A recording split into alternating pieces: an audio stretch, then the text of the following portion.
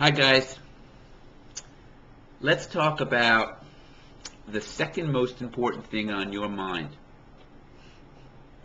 First, well, we know what that is, your sport, whatever sport you're doing.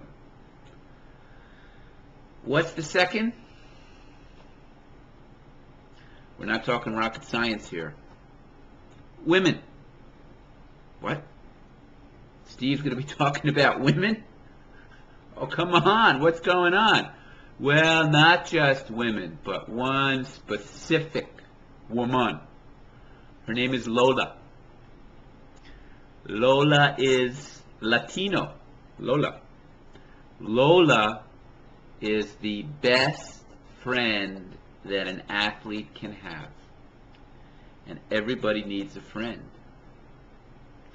When someone is playing really, really well, I mean really well, locked in, Lola is right there. Just helping you out in any way that she can, and she can really help out.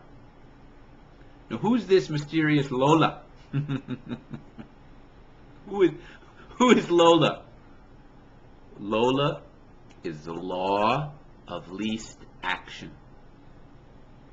Law of least action. The law of least action is the best friend that you could possibly have when you're playing well.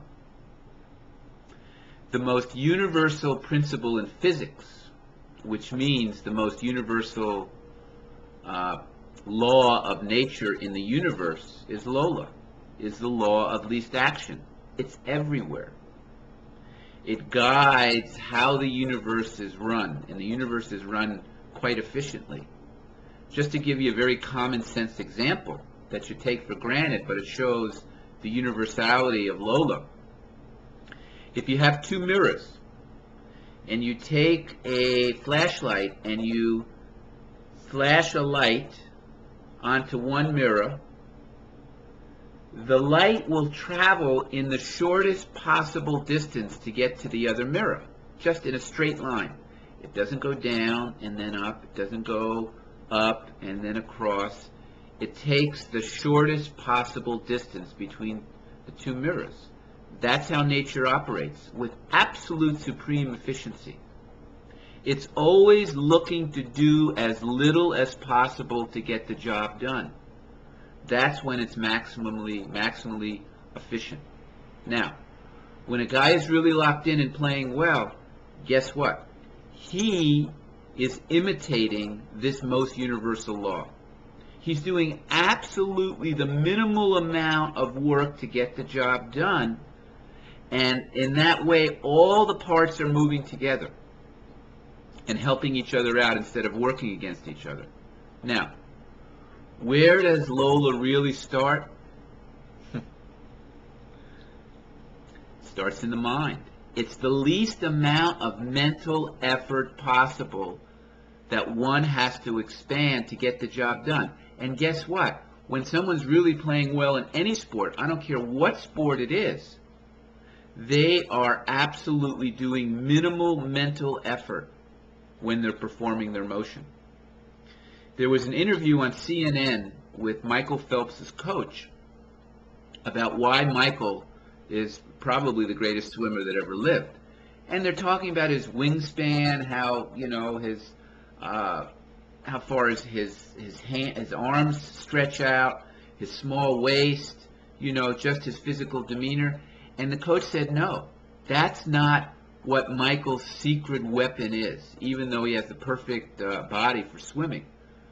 The reason why he is the #1 swimmer in the world, the best swimmer in the world, is he's able to relax.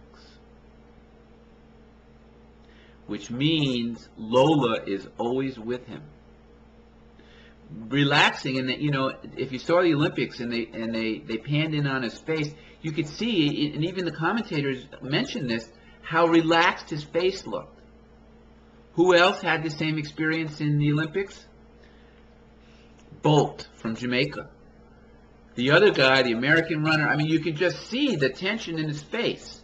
Now, if you're not operating with Lola on your side, you're using more mental energy than you really need, guess what? You can't pump those legs as quickly.